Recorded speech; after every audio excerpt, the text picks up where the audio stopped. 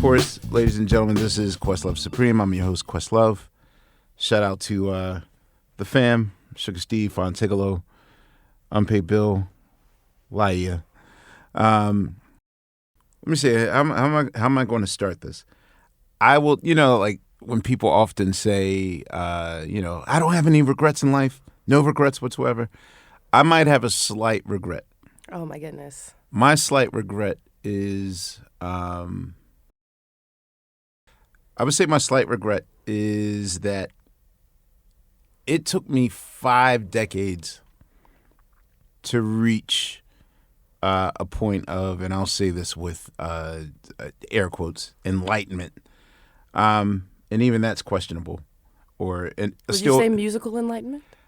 No, life enlightenment. Oh, okay. And, I often dream and fantasize like what my life would have been had the mind state I've reached now in my 5th decade of life.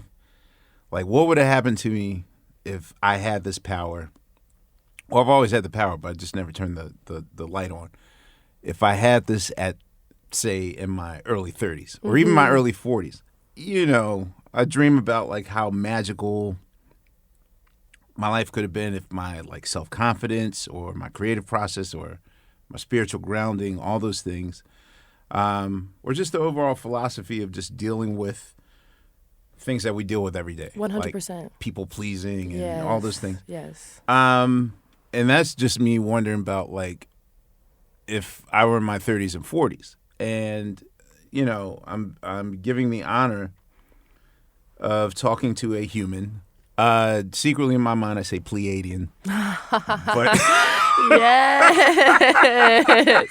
I love that. Yeah, but you're of the age I was when I first got in this industry. Like when my first album came out, I was 23 years old. And it took me 3 decades to finally get grounded. Like my life is just starting now in my early 50s. And so, I'm only wondering, like, what will your life be like in 2054 when you are in your 50s? 2054 doesn't even sound real. That sounds like a... Well, I'm going to tell you something. So when I started in 92, and maybe because, when you're a 12-year-old and Prince releases his 5th album, 1999, and you're 12... Ugh. Just even looking at the album cover, 1999 seemed like the future. Like it seemed like just, whatever I thought. Distant. Yeah. And now, I often joke that now when I think of 1999, I just think of like the matching denim that Justin and Britney wore on the MTV Totally. carpet. And so, no, 2054 is, that's when you'll be in your 50s. And I just wonder, like, what that's going to be like. I'm absolutely gobsmacked at our guest's rapid growth in songwriting, in her singing, her song arrangements, her musicianship, her abilities to pick the right collaborators, and most importantly, her willingness to be vulnerable kind of in on a public stage, which is really, really, truly hard, I think, for Black people. Often don't allow emotions or feelings into their lives because there's often a penalty, or we say that there's a penalty for it. There has been. There has been. So whenever I see someone even remotely going there to do that, because I'm also noticing if we don't allow, be it dark emotions or light emotions, if we don't allow that stuff to process, then that's the quickest way to winding up being an obituary because you died of whatever. Trying to escape those feelings. Exactly. Yeah. And so I really applaud that. So our guest today is giving me the honor of a conversation and helping her celebrate the release of her excellent new album, Empathogen. Not to mention your new novel, Black Shield Maiden. What can I say? I'm talking to Willow Smith. Willow, professionally known as Willow. How are you? I'm so good. I'm honored to be here. For me, album releases are like giving birth. Yes. And as a person who's been holding on to his 18th child for 10 years now, Whew. you know, Tariq and I had a conversation of like, okay, we cannot let an 11th year go by and not release this record. Yes.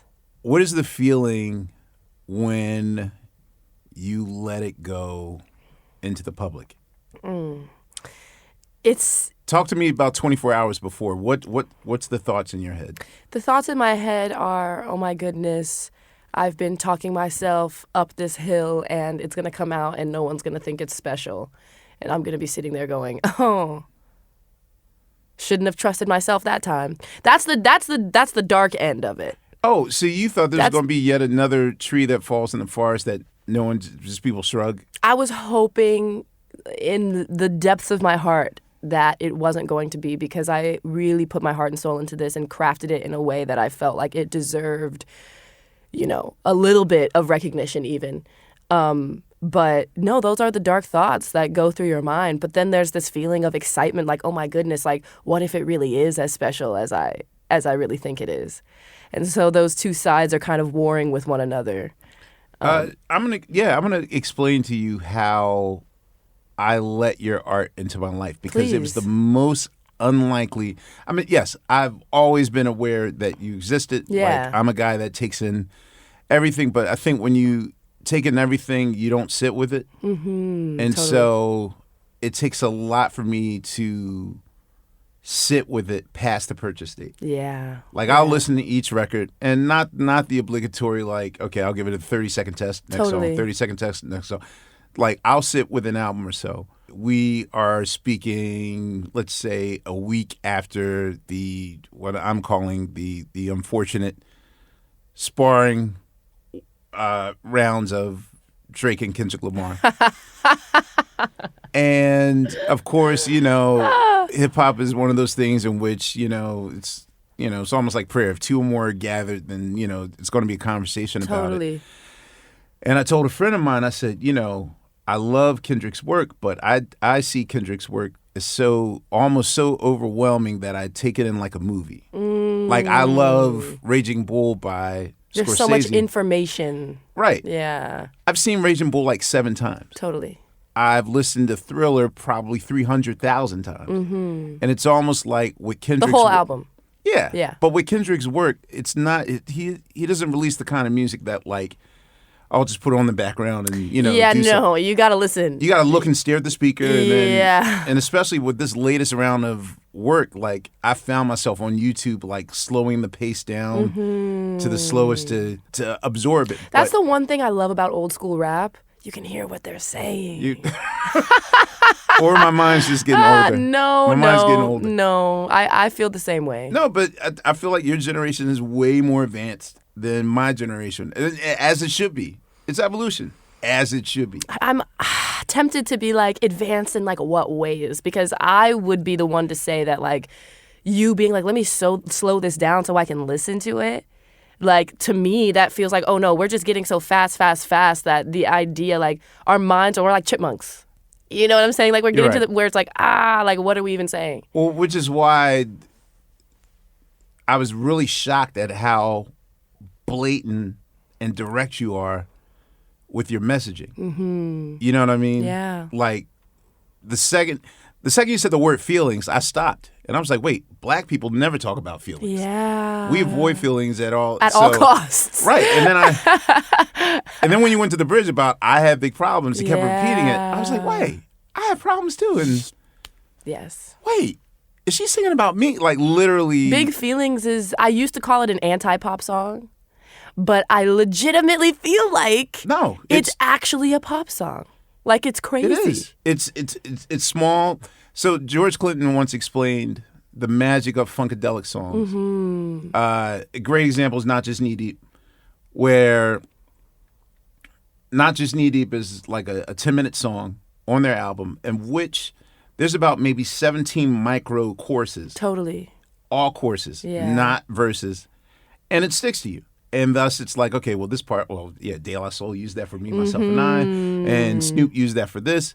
But then, like, just the small messaging, it's almost like you get to pick which part of the song you like. And so that, to me, is the smartest way of, even though it might be boxed up in what might seem like a very complex.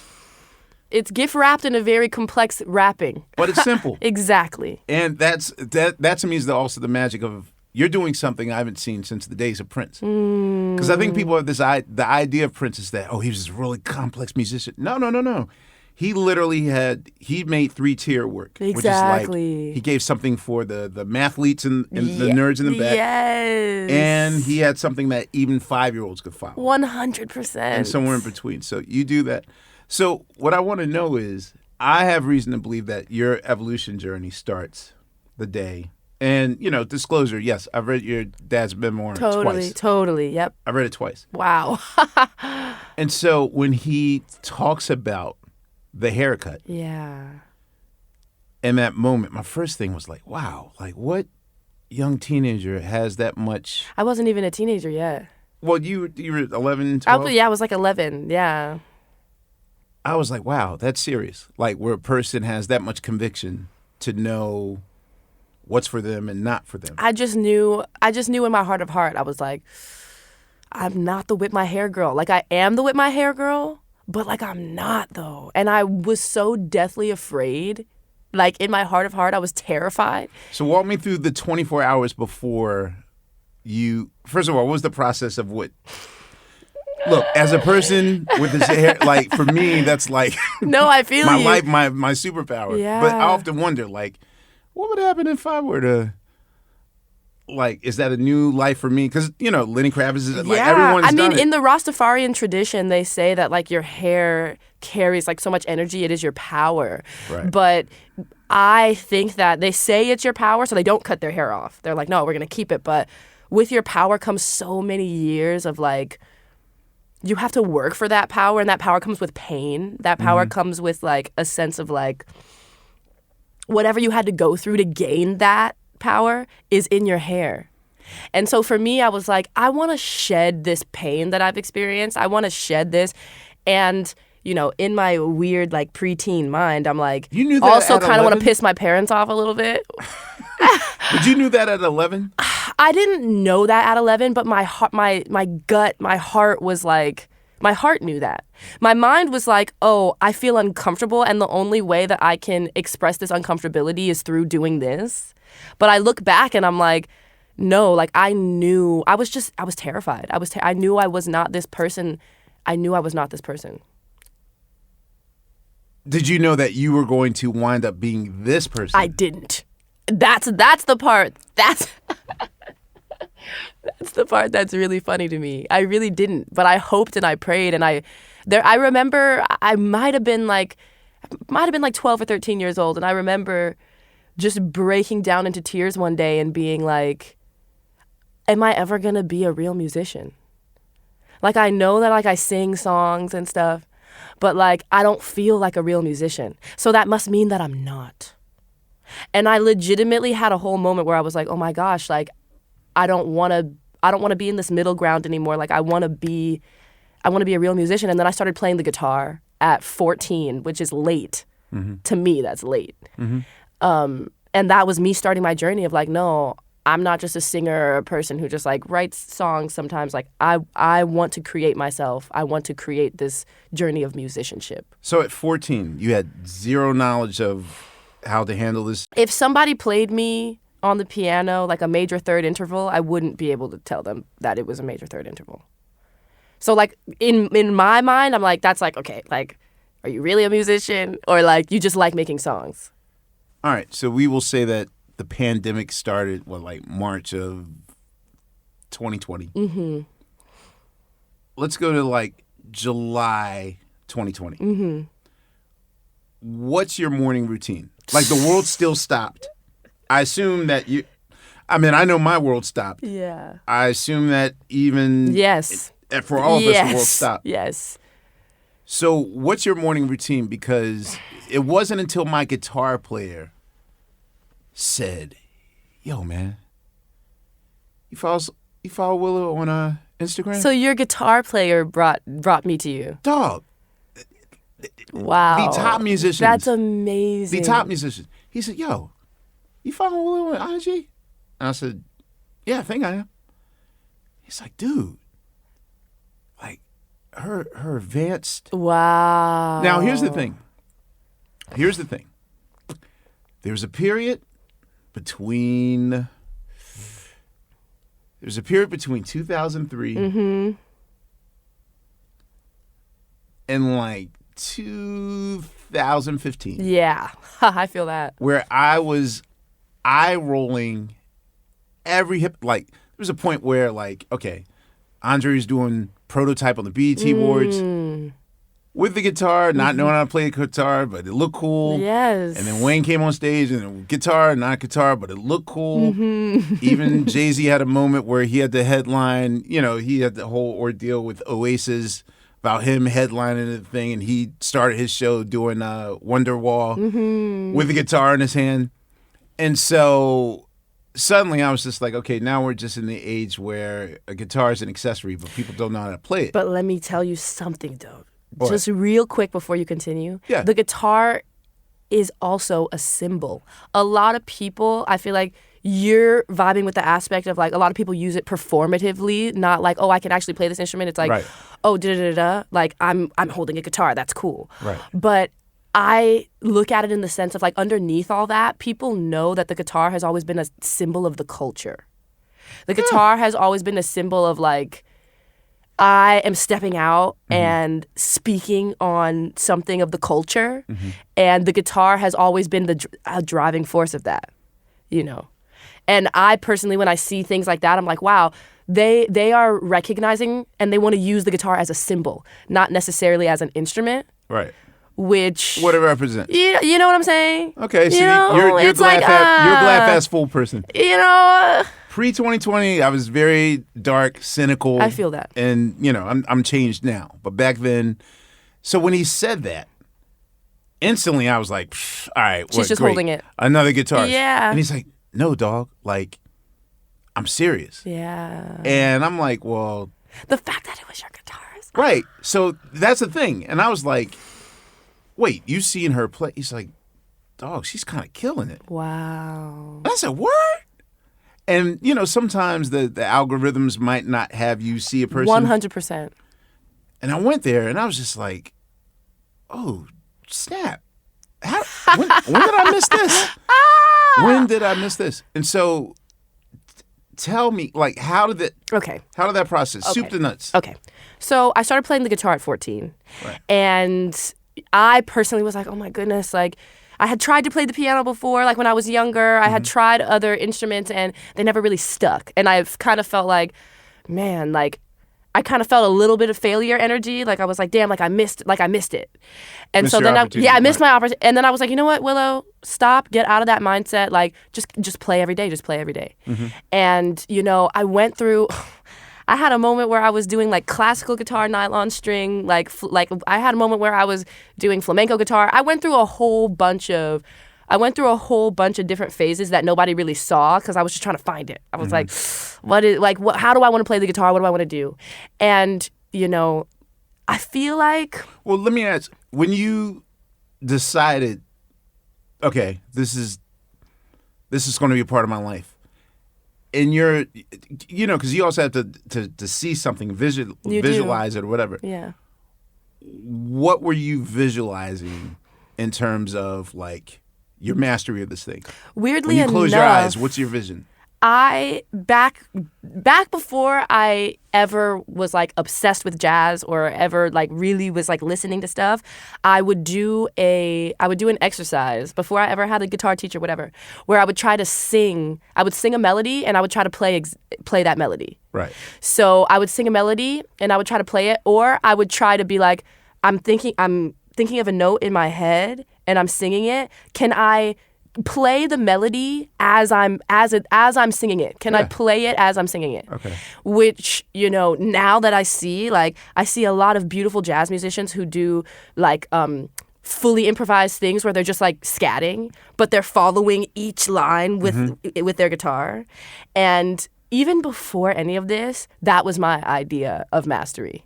So I sat down, I was like, I'm trying to sing these things, I'm trying to play it.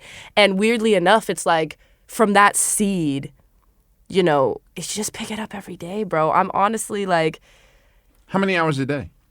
So I want to say like a year ago, I started practicing the most I've ever practiced in my whole life. So I would wake up in the morning, I would do yoga, I would come back home and I would practice for at least 3 hours. At least 3 hours. At least. Okay. Which, to some of my friends are like 3 hours, like that's nothing. For me, I'm like, after the third hour, my mind starts to like, I can't. Right. People say, you practice smart, don't practice like, you have to practice smart. Right. Like not just sitting there doing scales. It's like, no, let's practice for what we really want to be able to do. We want to practice for the music we want to be able to create. Not just like, oh, people say I should play scales, so let me play scales. Who do you like practicing to? So there's this app. It's called iReal Pro, and it has a bunch of stuff from the Real Book. It has like random like MIDI recreations of things in the Real Book. Right. And so they give you all the chords. They give you the key or whatever, and I just play that, and I'll just like play along to these like jazz standards, basically. For our listeners out there, there are two kind of Bibles in the world of jazz. There's the real book, and there's also the fake book. I'm part of the fake book generation. Yes. So in general, if you are a supper club musician, or just in general, it's almost like you have to know all the books of the Bible and all the verses. So if you are a jazz musician, you have a real book on you and basically has all the standards from All of Me to Autumn Leaves to like basically it's mainly, I'm familiar with the piano version, which is basically just chord changes. Yeah, totally. But there's a real or fake book for guitarists as well. No. I'm just going off of the Real Book, like the keys and the different like chord changes, and I'm just improvising on the guitar through those changes. So you even had to teach yourself how to read. So the really cool thing about this app is that there's no actual notation. It'll just be like D sharp. Or like it'll give you like this like when it changes. Do you see what I'm saying? Like it will actually say like D sharp, like A flat, all this stuff. Mm-hmm. And so I'm sitting there and I'm like, okay, A flat. Let me find my shapes. So they're playing the chord, and you have to found. I'm trying to find the lines through the changes, like if it's changing keys. You know what I'm saying? I'm not asking you as an interviewer. I'm asking you almost for inspiration. Like, oh, that's how I should do it.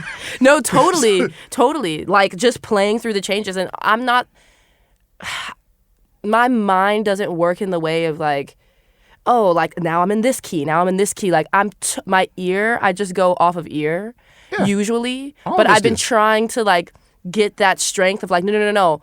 I know what key this song is in. You didn't even have to, you know what I'm saying? Like, I'm trying to get my ear right. I'm trying to get my improvisational skills right. Like, oh, let's say I go and play with Questlove and his band one day. Right. I don't want to be sitting there going, guys, what key are we in? Do you see what I'm saying? You just feel, and you know where we are. Yes. I want to be able to be like, okay, I hear that rhythm. I know it's in 7. Okay, I hear that chord progression. It's going to the 5. It's going to the 4. It's going to the, you see what I'm saying? So that's what I'm trying right now. That's what I'm trying to learn how to do. I think you did it. There's always more to learn. Oh no, you're always learning. You're always expanding. What is your morning routine? So my morning routine when I'm on my when path. You're on your path. All right, give me the good version. Today. I gotta admit, this week. I've never, since the pandemic, I've been like rigorous with, the affirmations, the meditation, the breathing. Yes. I've let 3 days go by and everything didn't crumbles. do that. Right. And I'm already in my head like, man, I didn't do my stretching or my breathing or my affirmations. But That's why I had that sciatica, bro. Because I usually wake up every morning, I do yoga, hot yoga for an hour. Okay. So I do hot yoga for an hour. Then I come back home. And if I'm working, I pretty much only get to practice like 2 hours. Like if I have to work, like if I go to yoga 7 a.m., Okay. get back to so the... you go somewhere to go to Yes, yoga? yes. Okay. So 7 a.m. I do my hour, come back home. By 9, I'm practicing. By 11, I'm like getting ready to like leave the house. Okay. You see what I'm saying? And so then if I have my day, I did whatever. I have 6 animals. So I come back home. I'm trying to... You have a menagerie. Wait, I know, what do you have? I have 3 dogs, 3 cats. And they like each other? They love each other. It's nuts. So I'll go do my day. I'll go to my day working, whatever. I come home, got to take care of the animals. It's a whole thing. You see what I'm saying? Okay. Hopefully I'll be able to get an hour of reading in at some point. All right. So... We were talking about that app. Yes. Yes, so, yes. And you swear by this app that this is... I wouldn't say I swear by this app, but I would say that it helps to be like, oh, that's what it sounds like when the 1 changes to the 5.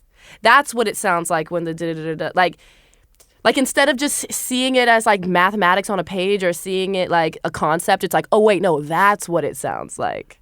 You know what I'm saying? So do they guarantee that you will... They don't. I just use it as a specific tool. I don't even think people actually... I think people just use it to like, oh, I'm going to play this song at a jazz club later tonight. Let me shed to it or something. I think people just use it like that.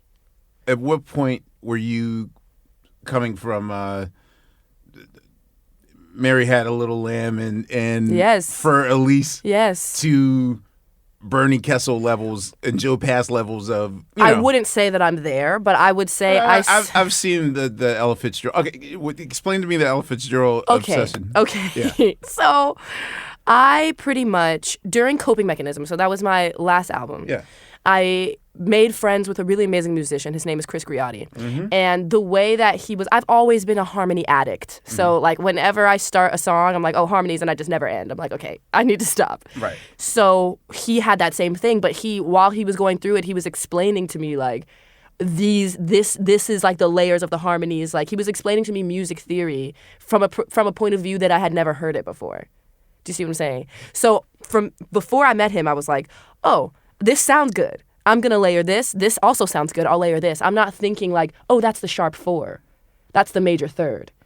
And how are you meeting your community? So I'm very, very grateful. You know, I opened up my heart and I was like, please, God. I was like, I had not lost some friendships, but had some rocky roads and, you know, friends that I had from a young age that I kind of felt like, we're not really growing together. You outgrew. You know? Yeah. So that was really painful for me. And I remember being like, oh, I'm opening my heart. And I'm like, God, please allow people into my life that are going to inspire me and lead me towards the person that I actually want to be. So I was like, I'm being intentional with this.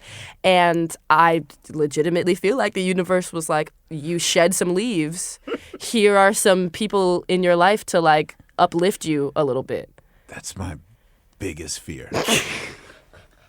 Well, you know, and why is that your biggest fear? What? See, Why? it's weird to do this episode because usually the other 4 will chime in and like kind of whip me in this shape.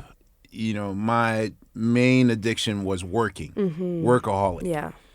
And if a person's a workaholic, it prevents them from dealing with life or whatever was in the rearview mirror. Totally. Too busy. And thus, as a result, relationships I have might fall apart after a year and a half. Totally. Are we having kids or not? Are we getting married? I got to work on this project. No, I feel you. So thus, at one time during a session, I was told to, name your friends. Yeah. And I named them, and, my person was like, well, aren't they on your payroll? And I was like, yeah, but, they're my best friends, and we go to basketball games together, whatever. And so then when I had to list that's real people who are not on payroll, who are my friends. But you're with them all the time. Like, I get that. I get that. Yeah, but then the other side of that coin is that once they leave, then I have zero contact with them whatsoever. So it Totally. is a professional relationship, Yeah, totally. and you're paying for it. Yeah. So, I'll say that for the last 2 years, I've been struggling to find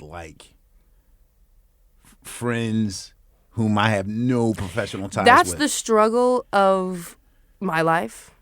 That's the struggle of a lot of artists' lives. That I remember I used to go to my mom and I would cry and I'd be like, am I just too weird? Am I what is happening? I've always been so driven. Right. And I've always had such vision, and you're saying oh, you're seeing it as a workaholic thing, and it can definitely turn into that, and it does turn into that.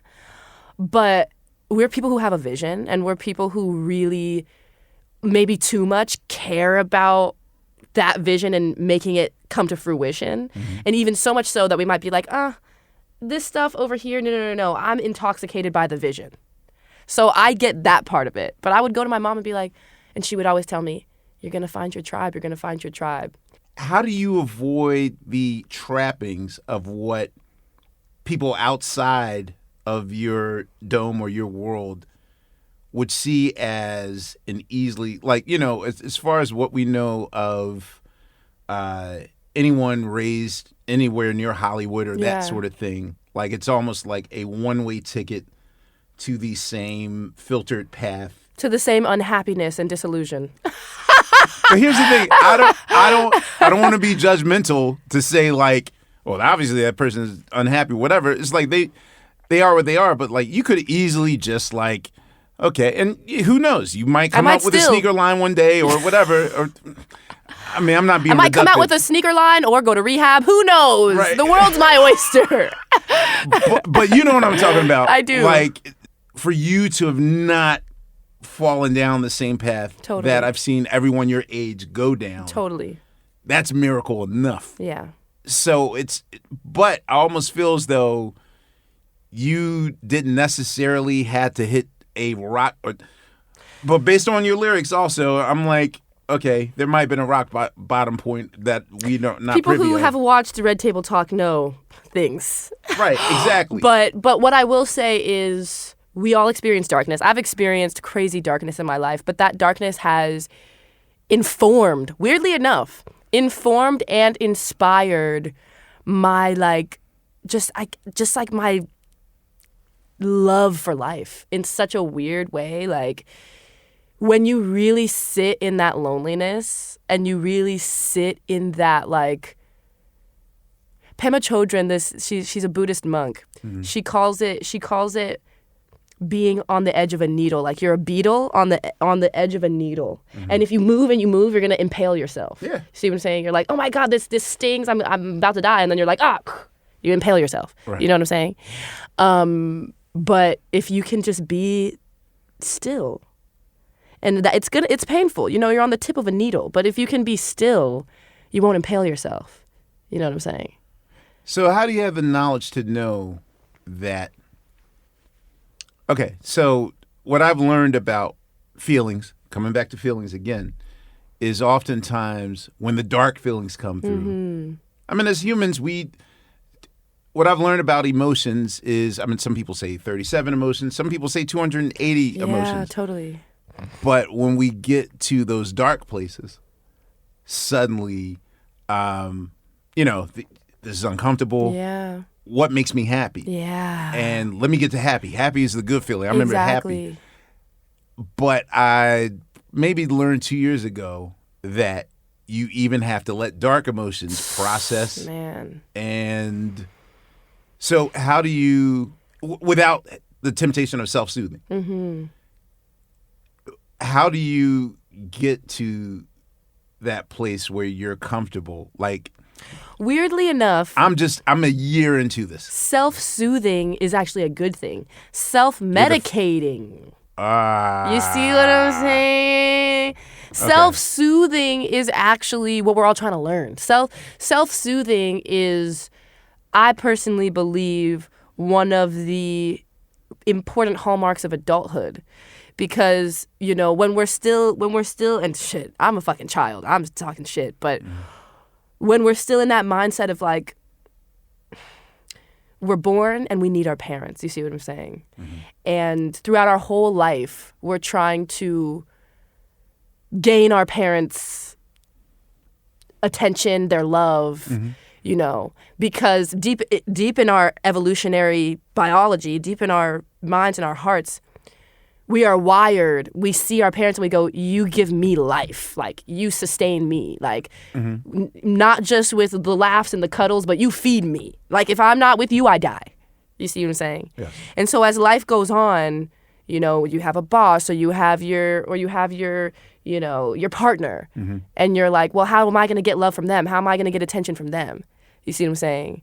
And I feel like very few humans ever get to the point to where we realize, like, oh my goodness, like, it's not about me trying to push myself in all these different shapes and to stretch myself into all these ways so that these people will love me or these people will validate me. It's about me really just loving them and loving myself. But getting to that place, I mean, no one gets to that place. You know what I'm saying? I'm not at that place. I'm talking from a position of reading a million fucking self-help books and just wishing and hoping every single day. You know what I'm saying? So for you, it's a daily struggle to... Oh my goodness. Are you kidding me? Great. Yes. I don't feel so alone now. Oh my gosh. The darkness be chokehold, bro. Like, it's crazy. I'm working on a project right now. I'm going to tell the story of Sly Stone. Yes. Here's the thing, though. Here's the deal. So, Sly Stone is, in my opinion, the first post-civil rights figure. Yep. Which basically means that his level of celebrity is slightly different than, say, Ray Charles. Totally. Or Chuck Berry or James Brown. Whereas, like, okay, It's a different if you're time. famous in the 50s, yeah, James Brown cannot eat in the same supper club that he can perform in. Yeah, You know, totally, that sort of thing. Yeah. And it's not like, okay, in 1968, everything was right with the world. We still deal Definitely with not. the bullshit every day. However, Sly is the first level of celebrity. Totally. Basically gets what we think we want. You know, when we think of what is celebrity, what is being famous, what's being rich, what's being popular. Like, he gets the dream. Totally. I'm wondering if I wound up doing this documentary for me instead of for Sly when it comes to his fifth album. I still feel as though There's a Riot Going On is one of the most painful 41 minutes to listen to. Yeah. Because it's whereas you're very transparent in all of your work and you're not just this album, with all your records. Totally. But there's a level of pain and vulnerability there that I think people are generally blinded by simply because Totally. on the other side of that coin, he's such a genius. Yes.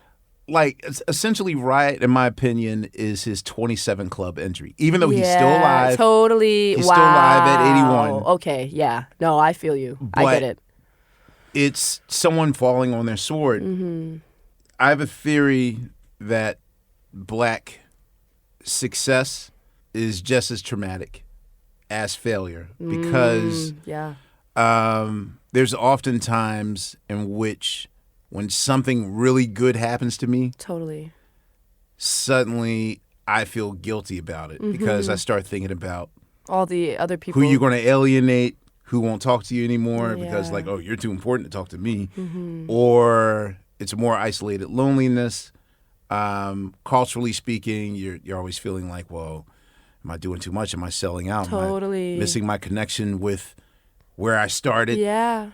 And what I started to notice was, you know, because people would often ask me about, like, my modern peers now. Totally. Why does blah, blah, blah wait 10 years between records? Why does da-da-da-da always show up late? Why does da-da-da always go to jail? Totally.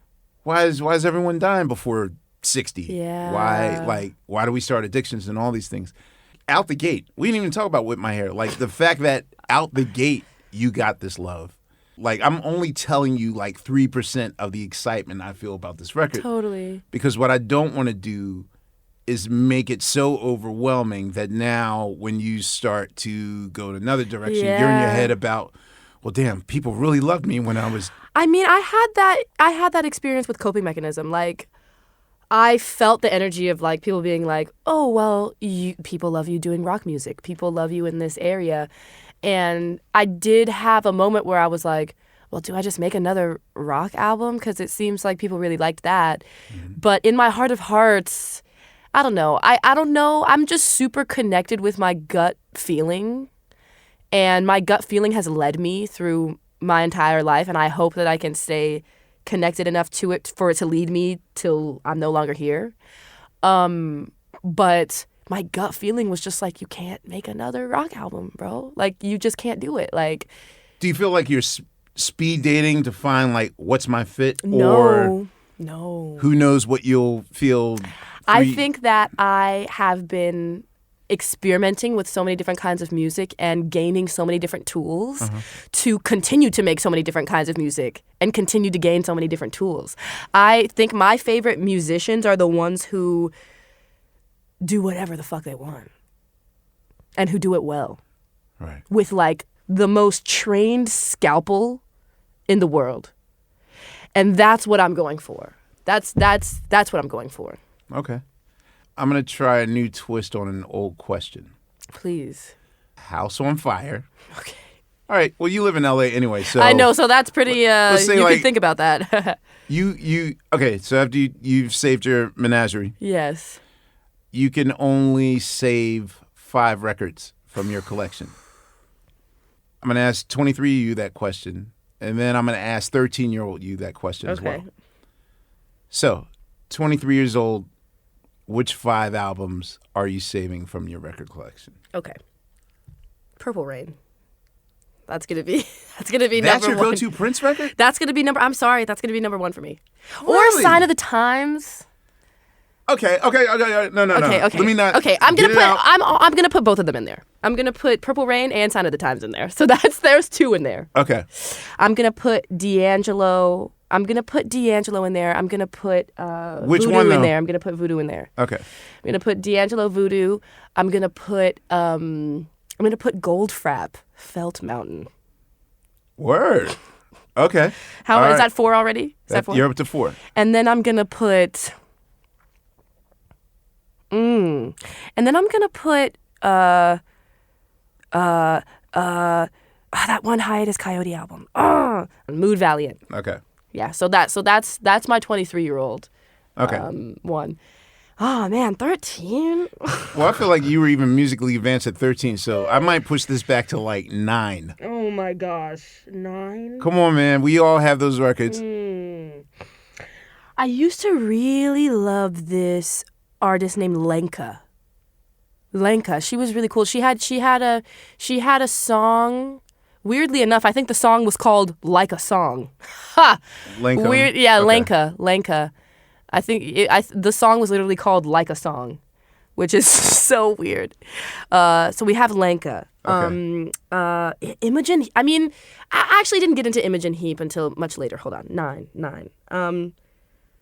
Man, when I was 9, I was listening to some Lady Gaga, bro. I can't even lie, dude. I was listening to some Lady Gaga. Steph is a friend of the show. You know. She cool? I was listening to some Lady Gaga. 9. Lenka. At this time, I also was getting into a ballet. So I was listening to a lot of classical music during this time as well. Okay. So when you're practicing ballet, that's all you listen to is classical music. Right. Wow, 9. I wish I could can I look at my phone? Yes, you can look at your phone. Okay, because I'm like, I still have music on my phone from when I was 9. How crazy is that? Yeah, you can't throw away your history. Yeah, like music on my phone from when I was 9, that's nuts. Oh my goodness, I feel like I'm taking so long. Ooh, wait, my mom got me into the Cocteau Twins. Nice. Yeah, my mom got me into the Cocteau. Yes, okay. I love that song. My mom got me into the Cocteau Twins. She listens to the Cocteau Twins? Yes, my mom loves the Cocteau Twins. All right. Yeah, she got me. Jada. Yeah, she got me. My mom actually gave me like my musical taste from like 9 to like 15. It's like all my mom, honestly. which Okay. is kind of insane. You know what's weird? What? And this is very controversial, but I'm going to say it anyway. Hit me. Eminem was like one of my favorite musicians when I was like 9. It's not controversial. Yeah. I literally had like my heart, like, I was like, he's special. Like 9 years old, I'm like, this guy's special. Okay. I don't know how many that was. You kind of went over it. Yeah, I went over it. I'm get sorry. All right. So I see. Wait, I never told you how I wound up discovering you by accident. I don't think again, so. Yeah. I'll bring it full circle. You know, I work at 30 Rock. Mm-hmm. And oftentimes, like, back in 2009, I still felt like I was a part of the fabric of the world, not like whatever I'm supposed to be now, like the beginning stages of the sage elder. Like, I don't want to be that guy, but it's you like, are that guy, though. It's beautiful. Come on. All right, You're a okay. sage. Okay. Well, You are. Thank you. But, you know, there was a time period where I started getting fatigue, and I have 2 occupations that don't allow that. Yeah. Being at the Tonight Show, I'm always asked, hey, man, what do you think about da-da-da-da? Hey, what do you think about dirty projectors? Yeah. Hey, what do you Ooh. think about I da-da-da-da? love the dirty projectors. Right. And so it keeps you sharp. And then as a DJ, now, yes, there's some times where I put myself in positions in which I'm allowed to play what I feel. But then there's the once in a blue moon time where I actually have to, like, catch up to society. Yeah. And, like, I gotta play the role. And the thing is that oftentimes my interns, and even now, like my people that work with me now, you know, they're in their 20s, their 30s, so they keep me sharp as into who's who and what's what. And so I think this is right when Olivia Rodrigo was starting to pop. And I heard one song, Mm-hmm. and my old guy, grumpy, cynical stance wasn't there. Yeah. And I was like, oh, that song's not bad. Totally.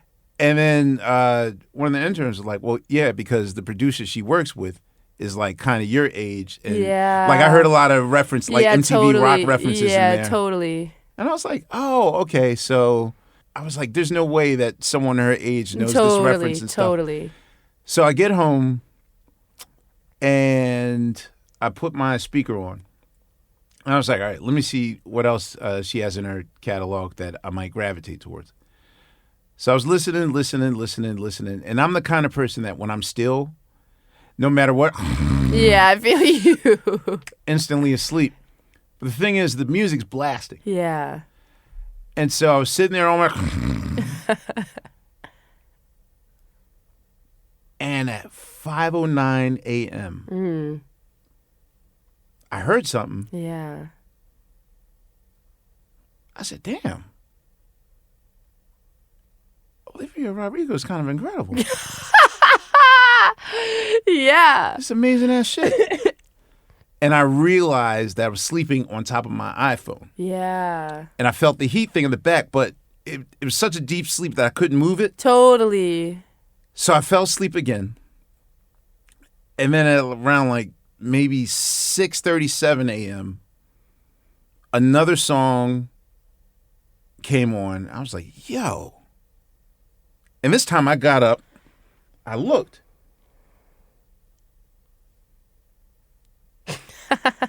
That Willow Smith? Yeah. Wait a minute. And I got up at maybe 8 in the morning. Totally. Entirely in the gym. I went through your whole catalog. Wow. Like, yo, how come, and this leads back to the whole friend thing. I was like, Totally. yo, how come no one put me on to this? Totally. Like, what the fuck? And then I called Kirk. I was like, dude, you remember what you told me about Willow? Yeah. I said, she was always hitting like this. And Kirk was like, yo, I was trying to tell you. Wow. I was like, dude, how come you... I said, wait, Kirk, how do you know about this? And Kirk's like, Ahmir, I got kids. My kids Totally. put me on the... You know, I get mad when something's so dope and no one puts me onto it. I feel you. I feel you. You're like, where have I been? Right. And literally, it's like I was aware, but I never But not really aware, I though. never deep dive. Yeah. Like, to me, a mark of a true artist is when they're filler. Totally. Not the songs, this is beyond, this is not, oh, wait a minute, came on Olivia Rodrigo radio. Like when you're on, I know you say you're anti-technology. So when you're on, Spotify, when an album is done, then they'll automatically put you on whatever artist you chose, their radio station. Yeah, totally. Of which then they'll start playing their music, maybe 2 of their songs, and then someone that's adjacent to her. Yeah, totally. That's but then they run out of that, and whoever the next artist is under her. Totally. Which apparently, in my sleep, I just heard 2 hours of your music without knowing it. Yeah, totally. Sorry, Olivia. Look, I thought you had those amazing chord changes, but it wasn't. And so we love everyone. Right. We and do. So I'd spent like maybe 4 days just like asking people, like, I went to our bookers. Totally. I'm like, yo, how come this is not on the show? Yeah. Literally, I just went on a mission. And that's how I was able to discover. I love that. Like, I love that so much. Because I know that this level of magic that's happening for you right now. It's new. But I feel like this is a result of a manifestation ask or something. Oh no, it is. It's a result of manifestation and just not me. Just no giving up, dude. Just like I put out albums, and my second album, it was like orchestral. There were a lot of like cellos and stuff. Yeah. And that was the first album that I actually played guitar on. Is this the first? This is the first. Okay, good. Yeah. First as in the title. The title, yeah, I know. You and your titles, man. I wanted it. I'm not even gonna go into that. I'm just a fucking weirdo. But so that was the first album I actually played guitar on, and yeah, I don't know. Like, I just feel like every time I've been challenging myself, and I make it a point. Like every album, I want to be able to do something I never was able to do before. Okay. And so I feel like, my sixth album, I'm like, I just grew up a little bit. Like, my tools have kind of, I know where they are. I know I have a little bit of a more of a mind to know how to use them. Mm-hmm. You know what I'm saying? Just getting acquainted with the tools that I've been just trying to gather. You know what I'm saying? All your collaborators, from Dev to Tyler and on, how do you choose them, and like what's the process at the top of a project when you're creating this stuff? Like, I never go before I make an album like, oh, I want these people on it. I always have to make. Jack Antonoff said something really, really insightful. He said, whenever you're making an album, there's always that song that's the door into your album. It's like, think of your album as a house, and you want to bring people inside. Like, what song is that open door bringing people inside of this house that is your album? And I never like to think about features until I have that song that is like, this is the entryway into empathogen. This is the entryway into coping mechanism. And once I have that song, then I'm like who embodies the feeling at this entrance? Okay. You know what I'm saying? Like, who embodies... That's why having John Baptiste on the first song of Empathogen, he's like, the first, I love everything. Right, the first voice on the record, literally of everything. I was like, dude, do you know how amazing an honor it is for you to be the first voice of what I feel is her arrival to the light place? Yeah. Like, of all the honor that he's gotten in the last... I know. Like, forget his Oscars, forget all that. Literally. The fact that he gets to red carpet and be the first voice of your new arrival. And that's him being himself. Like, him being, I love everything. Like, that's so him. Yes. And I felt like, oh my goodness, like, what a perfect entryway into this house that I have created. Like, how do you decide what the overall theme is as far as your album titles? There's usually a theme, like, for my first album, Ardipithecus, that's the scientific, Ardipithecus ramidus is like a scientific word for the first hominid bones that scientists found that were standing upright. And so for me... Nerd! I know! Nerd! I know! That's what it screams. It just screams nerd, because I am a nerd, but in my head, I was like, the title always comes first, and in my head, I was like, this is my first album, and it's going to be a part of an evolution. Like I was like, this is the first step on my evolution as a musician. And Ardipithecus ramidus being like, it's not quite human yet. You know what I'm saying? But we're almost, you know what I'm saying? We're almost, and we're getting there. You know what I'm saying? And so each album, I am like, okay, I know the feeling in my heart that I want this to express and what this means to me. Like coping mechanism. I was so depressed through the entire recording of that album. I would like all the escapisms I was trying to escape. You know what I'm saying? But yet you let us in when you're that vulnerable. How hard is that? Because a lot of the artists I know hide in plain sight. Totally. You know, like the idea of Marvin Gaye, Barry Gordy. The first time I ever heard of this term, Barry Gordy was the only one not impressed with Marvin Gaye's mastery of multiple tracking. Yeah. And I don't know if you know the story of Got to Give It Up, but he actually made a bet with Marvin Gaye. He says, look, I'll give you a $100,000 check if you can give me one song when you're not trying to hide behind all your background vocals and you just sing one lead and it has to be clear words that we know. Totally. He said, if you could do that for 5 minutes and that song goes to number one, I'll give you this $100,000 check. So Marvin Gaye Got to Give It Up. Wow. And sure enough, like right after the 5 minute mark, suddenly all the background vocals came in. Exactly. But when I went back to listen, I was like, oh, okay.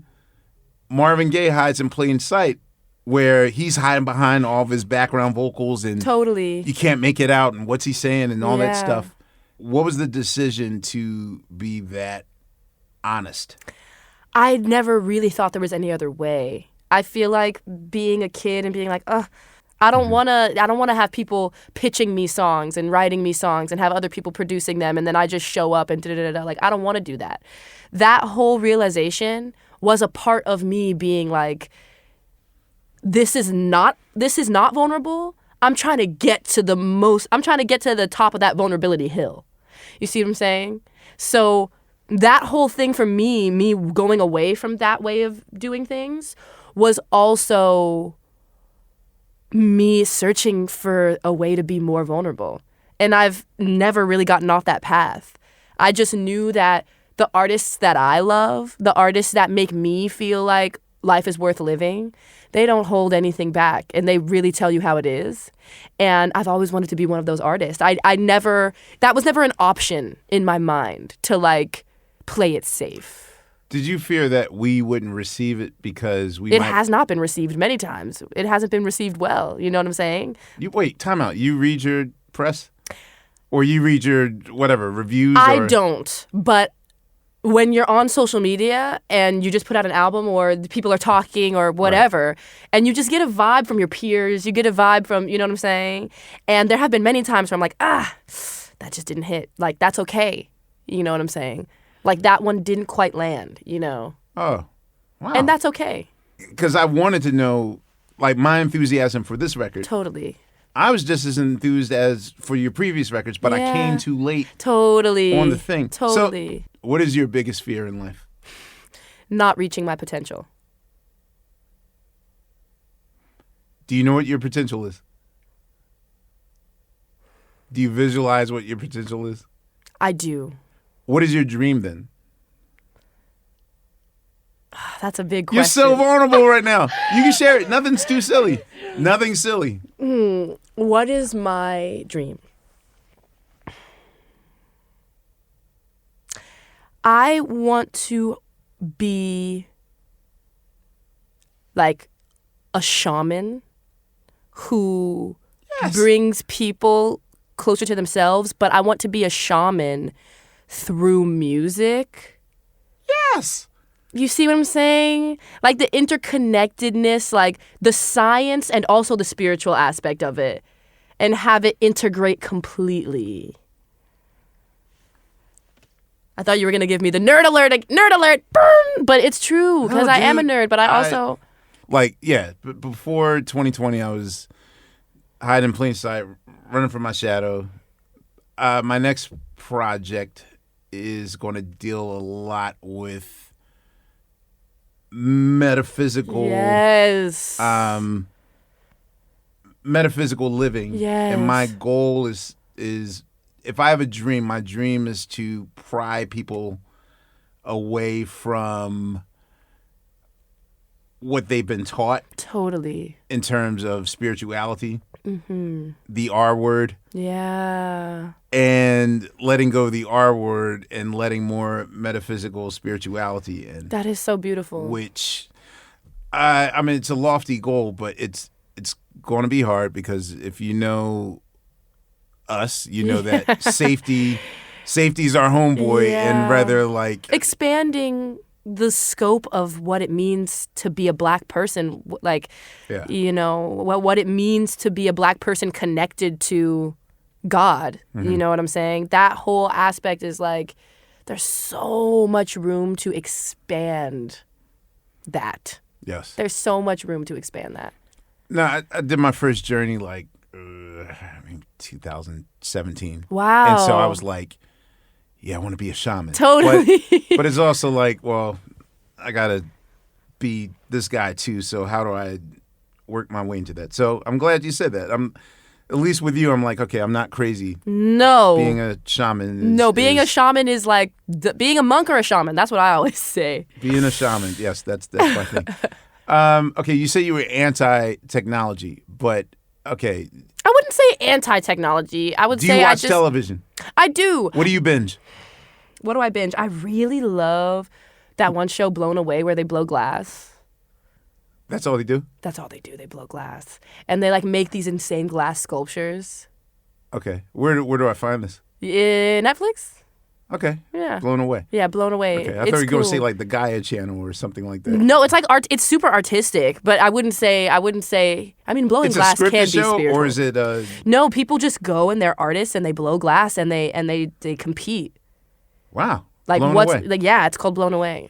See, the business guy in me is also like trying to figure out what that pitch meeting was like. Literally, yeah. Like, okay, here's the deal. It's beautiful. We're gonna do glass torch and. All right, Blown Away. No, it's fly. Yeah. What is your all-time favorite cereal? Questions cinnamon, you've never been asked. Cinnamon Toast Crunch. Really? Me and my brothers Okay. would down some Cinnamon Toast Crunch back in the day. Okay. Love. Toast Crunch. Yeah. Okay. What secret talent do you have that we don't know about? Listening. That's a talent? Yeah. Okay. Some people don't do it well. Most people don't do it well. Facts. Okay. You're right. What is your go-to order at Starbucks? Yeah. Iced hibiscus something tea. The red tea? Yes. Yeah, I I like love that. Right? I'm new to Starbucks world. I've avoided tea and coffee for the longest, but No, I feel you. as of lately, I've been. Okay. It's just so sugary. Yes, exactly. Yeah. What is the one conception of you that most of us get wrong that you would like to correct? That I am somehow exempt from feeling deeply because I have privilege. That's real. That's another part of this sly thing. Like, we often think that once you get to safety, oh, there's money. That's actually when the problems start. Yeah, totally. There was a period, even though, yes, 2020 was somewhat of a horrible year, because also on my side of the fence, like the amount of people I lost. Yeah. Amount of people in the hospital, like, you know, Ahmir, can you help us out? Da-da-da. So, like, just the weight of my world Carrying and your my family. community, trying to. It was hard. But I think for the first time this year, I started, like, looking at 2020 like, the good old days. Which, I don't know. Yeah, like, how is that happening? Now that we're in 2024, like, how do you look at 2020? Like, was it the good old days, or was it like 2020 never was dark. again? 2020 was dark. Okay. 2020, 2021, 2022, it was dark. Okay. But I will say the thing that really kept me present, this is going to sound weird, but if I didn't have so many animals, I probably would have been way more dissociated and not grounded in reality, because you got 6 animals looking at you like, I need this, I need this, I need this all the time. Yeah. 100%. Love. And so that kept me always so in the present moment. Are the dogs the same breed at least? No. They're all different. One's this big, one's like, it's a lot. Well, Jackie, Marlon, Tito, Michael, Randy, and Jermaine. What are their names? Putting them to work. What are their names? So the cats are Lola, Tubbs, and Aria. Okay. And the dogs are Abby, Corn, and Rocky. And Rocky's the big one, the big German Shepherd. Abby and Corn are tiny. Last 3 questions. When's the last time you cried? A little bit this morning. Okay. Yeah. I cry every day. That's amazing. Yeah, I cry every day. Oh, damn.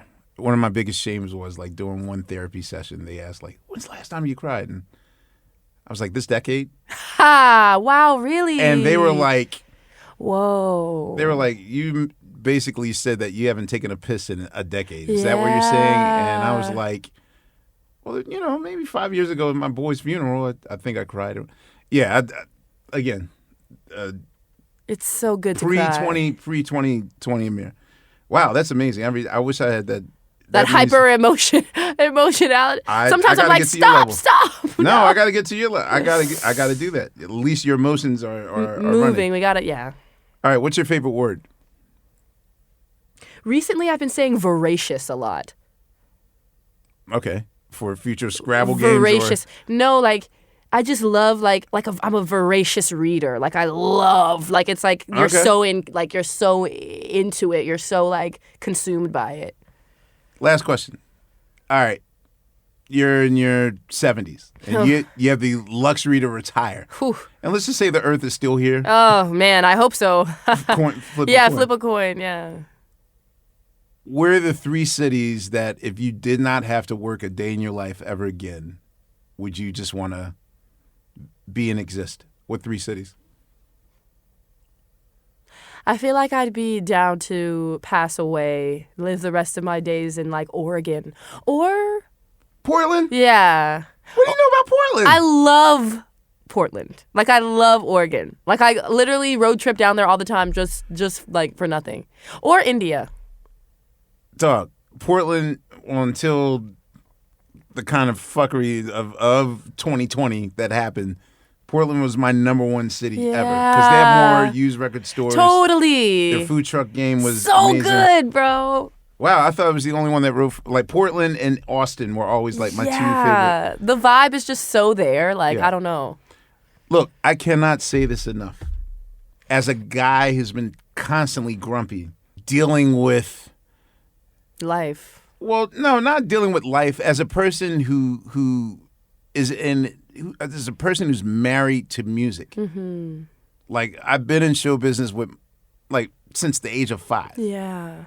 And there's a point where suddenly I didn't like music anymore, and then I became indifferent, and then I just had no hope for the future whatsoever.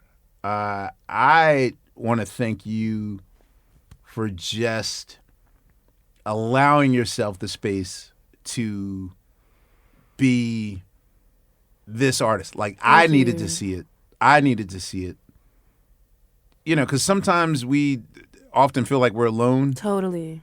Maybe I had to realize that. Well, you ever think that one day that a black woman 3 decades your junior might be the leader that you're looking for? Wow.